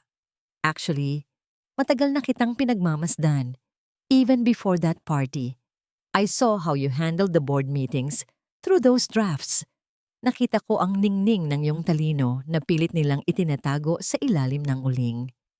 I've always admired your strength, not just as a professional, but as a woman who can endure so much and still have a heart that knows how to create beautiful things. Ito ang golden moment, ang pag-amin ni Alejandro sa kanyang matagal na paghanga. Ang bawat salita nito ay tila isang balsamo na nagpapagaling sa bawat sugat na iniwan ni Marco. Sa unang pagkakataon, naramdaman ni Teresa na siya ay mahalaga. Hindi dahil sa kung ano ang kaya niyang gawin para sa iba, kundi dahil sa kung sino siya sa kanyang sarili. Ang distansya sa pagitan ng kanilang mga mukha ay dahan-dahang lumiit, sapat na upang maramdaman ni Teresa ang banayad na hininga ni Alejandro sa kanyang pisngi, isang sandali ng pagiging malapit na puno ng respeto at pag-asa. Ngunit ang katahimikan ng gabi ay biglang nabasag ng ang cellphone pa ni Teresa na nakapatong sa mesa ay maglabas ng isang maliwanag na liwanag at dahan-dahang mag-vibrate na lumilikha ng isang maingay na paggalaw sa ibabaw ng kahoy. Ang pangalan ni Attorney Ramon ang lumabas sa screen. Nang sagutin ni Teresa ang tawag, ang boses ng abogado ay puno ng kaba at pagmamadali.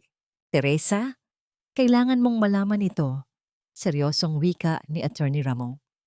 Kakadala lang kay Marco sa ospital mula sa presinto. Nasugatan niya ang sarili gamit ang isang matulis na bagay. Sandali siyang tumigil bago nagpatuloy. Mas mabigat ang tono. Ayon sa mga awtoridad, hindi raw malala ang nangyari at posibleng paraan lang niya ito para makuha ang atensyon mo. Pero nagkakagulo na ang mga reporter. Tumingin siya ng diretso kay Teresa. Paulit-ulit niyang binabanggit ang pangalan mo. Gusto kanyang makita. At sinasabi niyang, kung hindi, baka gumawa siya ulit ng hakbang na maglalagay sa kanya sa panganib. Ang malamig na hangin galing sa dagat ay tila naging kasing talim ng balisong sa balat ni Teresa. Napatingin siya kay Alejandro na nakikita ang biglang pagbabago sa kanyang anyo.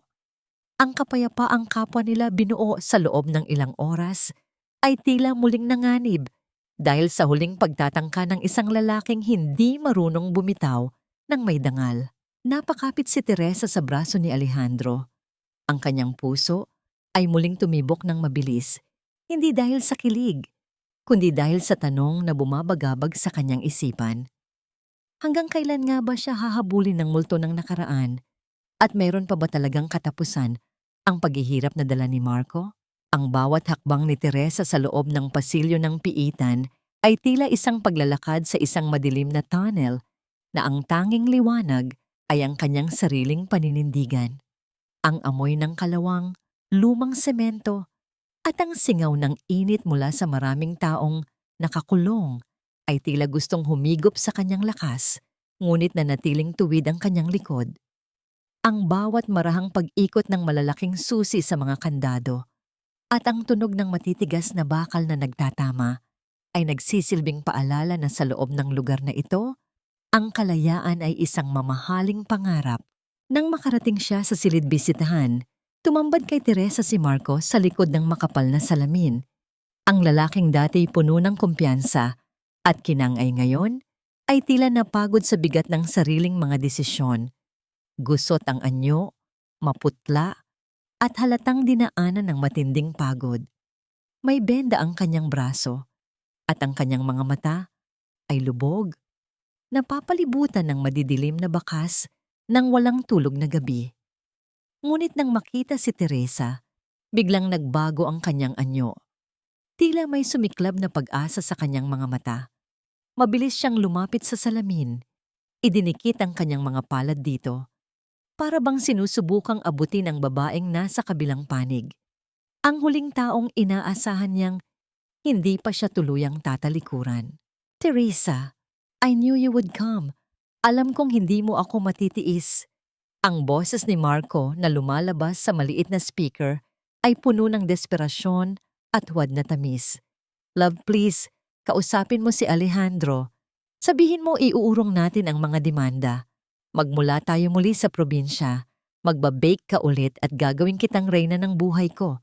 I'm sorry for everything, promise. Magbabago na ako. Tiningnan ni Teresa ang lalaking ito. At sa unang pagkakataon, wala na siyang naramdamang galit. Wala na ring awa.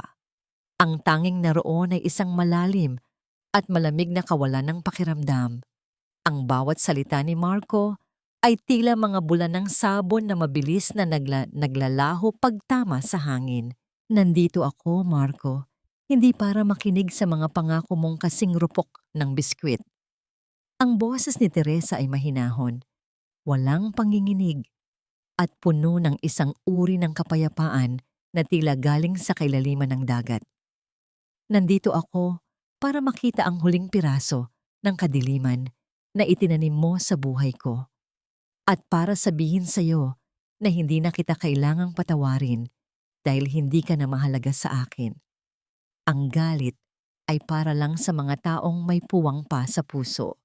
Pero ikaw? Marco, ikaw ay isa na lamang estranghero na may pamilyar na mukha. Teresa, huwag ka namang ganyan. You can't just leave me here to rot. Ang boses ni Marco ay nagsimulang tumaas. Ang kanyang tunay na ugali ay muling lumalabas sa gitna ng kanyang pagkatalo. Sino ka ba sa tingin mo? Kung hindi dahil sa akin, wala ka sa kinalalagyan mo ngayon. You owe me your life. Isang banayad ng ngiti ang sumilay sa mga labi ni Teresa. Ito ang golden moment, ang sandali ng ganap na pagbitiw. Dahan-dahan niyang inangat ang kanyang kanang kamay at itinapat ito sa salamin, ngunit hindi para hawakan ang kamay ni Marco. Sa pagitan ng kanyang mga daliri, kuminang ang kanyang lumang wedding ring. Ang gintong bilog na dati ay simbolo ng kanyang sumpa, ngunit ngayon ay isa na lamang pabigat na metal. Ang utang ko sa iyo, Marco, ay nabayaran ko na noong gabing iniwan mo ako sa gitna ng ballroom para lang sa isang kontrata.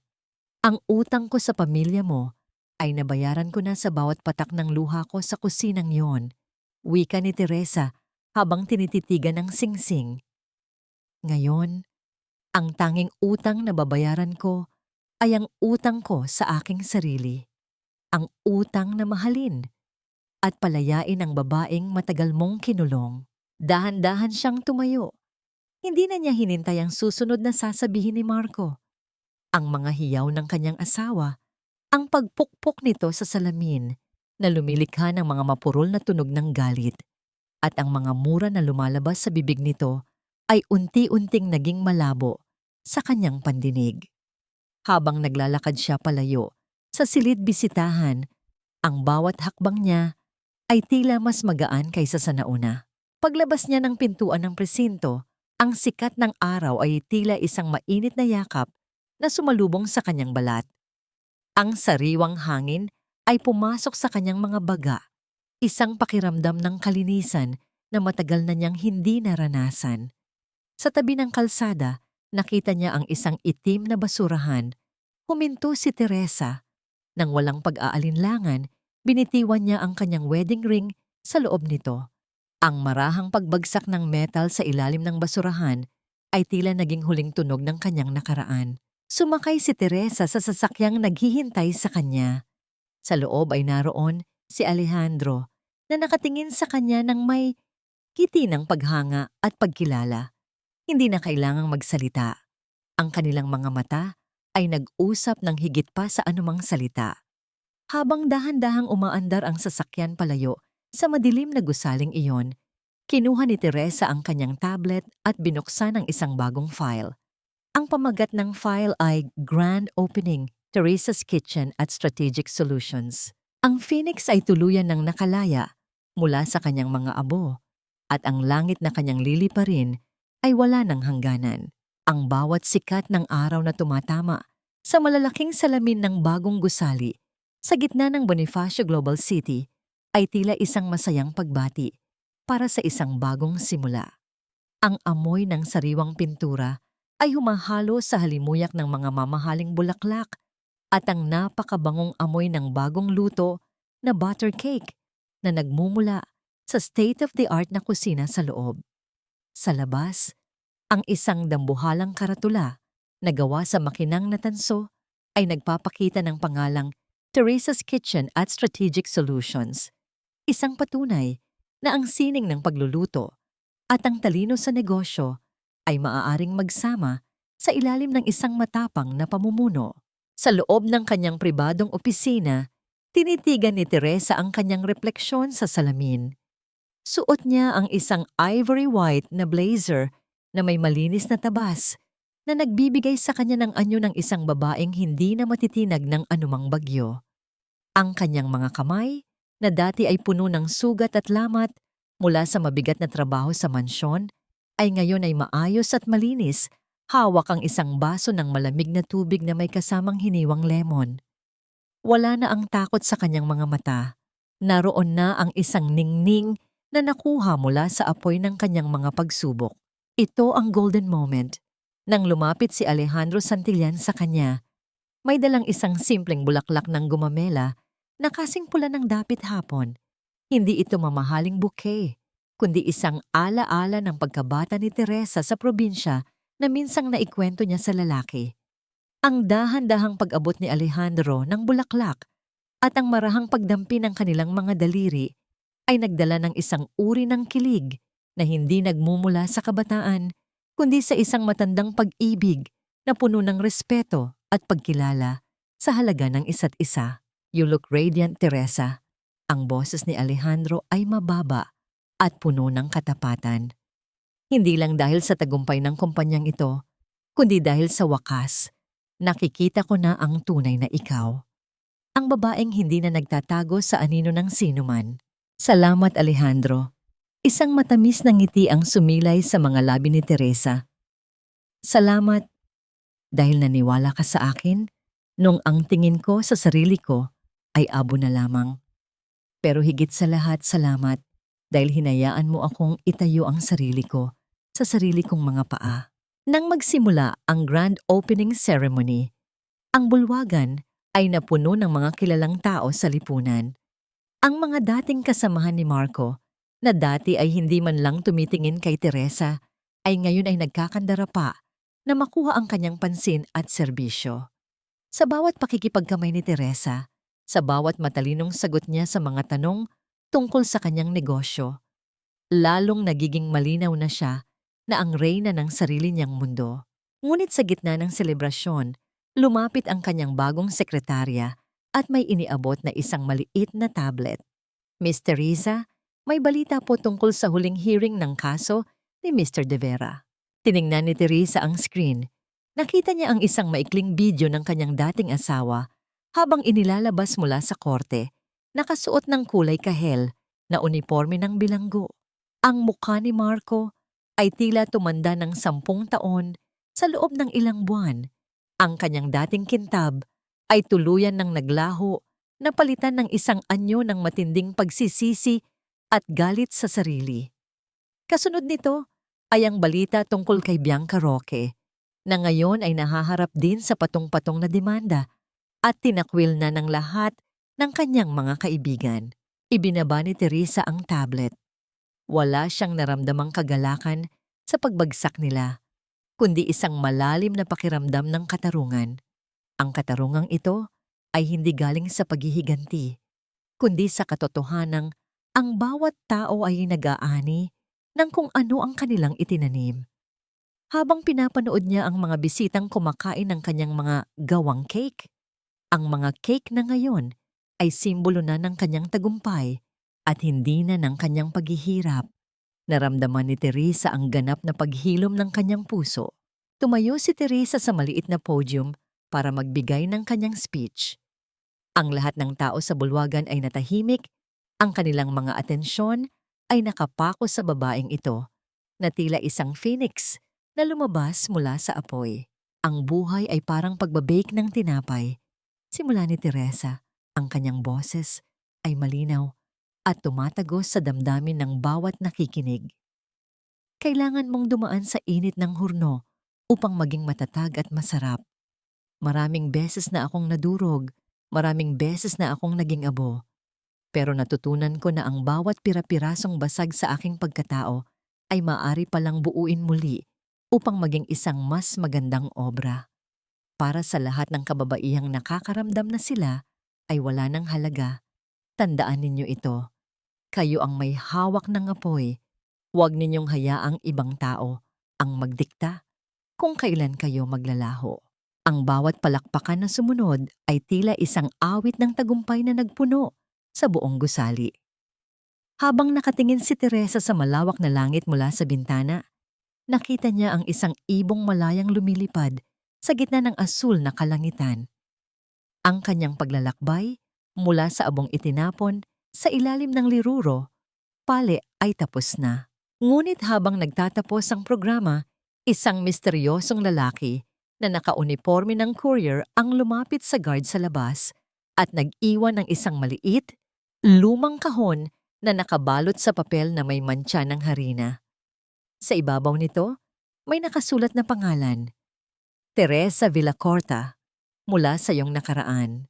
Nang makita ni Teresa ang kahon na inilapag sa kanyang mesa sa dulo ng araw, ang kanyang paghinga ay biglang bumagal. Ang hitsura ng sulat kamay sa ibabaw nito ay tila isang boses mula sa isang panahong akala niya ay kinalimutan na niya. Dahan-dahan niyang hinawakan ang takip ng kahon at sa sandaling iyon, ang katahimikan ng gabi ay tila nabalot ng isang bagong misteryong hindi niya inaasahan. Dahan-dahang binuksan ni Teresa ang lumang kahon sa ibabaw ng kanyang lamesa. Ang bawat paggalaw ng kanyang mga daliri ay puno ng pag-iingat na tila bahawak niya ang isang marupok na alaala. Ang amoy ng luma at tuyong papel ay sumalubong sa kanya. Isang amoy na nagdala sa kanyang isipan sa maliit na kusina ng kanyang ina noong siya ay bata pa. Sa loob ng kahon, nakita niya ang isang luma at kupas na kwaderno, ang aklat ng mga reseta ng kanyang ina na akala niya ay nawala na nung ikasal siya kay Marco. At sa ilalim nito, kuminang ang isang pamilyar na bagay, ang gintong gelang. Ang huling alaala ng kanyang ina na ibinenta niya sa sanglaan para lamang punduhan ang cake ni Marco. Isang mahaba at malalim na pagpapakawala ng hininga ang kumawala sa mga labi ni Teresa habang dahan-dahan niyang kinuha ang gelang at isinuot ito sa kanyang bisig. Ang lamig ng ginto na dumampi sa kanyang balat ay tila isang mainit na yakap mula sa kabilang buhay. May kasama itong isang maliit na papel na may sulat kamay ni Alejandro. Hindi mo kailangang iwanan ang lahat ng bahagi ng iyong puso sa nakaraan para lamang makaharap sa kinabukasan. Binawi ko ito para sa iyo dahil ang bawat sakripisyo mo ay dapat ng wakasan. Napatingin si Teresa sa bintana kung saan ang huling sinag ng dapit hapon ay nagbibigay ng kulay kahel na kintab sa mga gusali ng lungsod. Sa sandaling iyon, ang lahat ng tanong sa kanyang puso ay nakahanap na ng kasagutan. Nagawa na ba niyang magpatawad? Hindi pinatawad ni Teresa si Marco sa paraang muli itong tatanggapin sa kanyang buhay. Sa halip, pinatawad niya ang kanyang sarili. Pinatawad niya ang sarili niya sa pagiging marupok, sa pagtitiis ng matagal, at sa paglimot sa sariling halaga. Ang galit niya kay Marco ay dahan-dahang naglaho, hindi dahil sa kabutihan, kundi dahil sa kawalan ng pakiramdam. Ang paglimot, ang pinakamataas na uri ng kapatawaran para sa isang taong hindi marunong magpahalaga. Nahanap na ba niya ang tunay na kapayapaan? Ang kapayapaan ni Teresa ay hindi na nakadepende sa katahimikan ng isang bahay, kundi sa katahimikan ng kanyang sariling isipan. Natagpuan niya ito sa bawat tinapay na kanyang minamasa, sa bawat desisyon na siya mismo ang gumagawa, at sa bawat gabi na natutulog siyang alam niyang wala siyang utang na loob sa sino mang mapangapi. Ang kapayapaang ito ay kasing tatag ng nara at kasing linaw ng kristal na hindi na muling mababasag. Anong aral ang naiwan sa mga nakikinig? Ang kwento ni Teresa ay isang paalala na ang ating mga sakripisyo ay hindi dapat maging hukay na maglilibing sa ating pagkatao. Ang bawat babae ay may sariling apoy. Ang apoy na maaaring tumupok sa atin kung hahayaan nating kontrolin ng iba. O ang apoy na magluluto ng ating pinakamatamis na tagumpay kung tayo ang hahawak ng hurno. Huwag matakot na maging abo. Dahil sa bawat pagbagsak ng huling piraso ng dumi, doon lamang tayo muling makakaahon ng mas malinis at mas matapang. Sa isang maliit na silid sa kulungan, nakaupo si Marco sa gilid ng kanyang matigas na higaan, tinititigan ang mga kulay abong pader na naging hangganan ng kanyang mundo. Ang tanging naririnig niya ay ang sarili niyang paghinga at ang malayong tunog ng pagsasara ng mga rehas na bakal. Wala na ang kintab, wala na ang mga palakpak. Sa kabilang dulo naman ng lungsod, si Doña Selene ay nakaupo sa isang maliit at madilim na paupahan, kinakain ng isang tuyong pandesal, habang inaalala ang mga handaang dati ay puno ng karangyaan. Ang bawat kagat niya ay puno ng pait ng katotohanang siya mismo ang nagtaboy sa tanging taong tunay na nag-alaga sa kanya. Habang ang gabi ay dahan-dahang bumabalot sa mundo, lumabas si Teresa sa kanyang opisina at sinalubong si Alejandro na naghihintay sa kanya sa labas. Sabay silang naglakad sa ilalim ng mga bituin. Ang kanilang mga anino ay nagtagpo sa semento, hindi bilang isa, kundi bilang dalawang magkahiwalay na tao na piniling maglakbay ng magkasama ng may respeto. Ang abong itinapon sa ilalim ng Li Ruro Fale ay tuluyan ng tinangay ng hangin. Wala na ang pait, wala na ang dusa. Ang natitira na lamang ay ang halimuyak ng bagong luto na pag-asa na laging magpapaalala kay Teresa na siya ay sapat, siya ay mahalaga at siya ay malaya.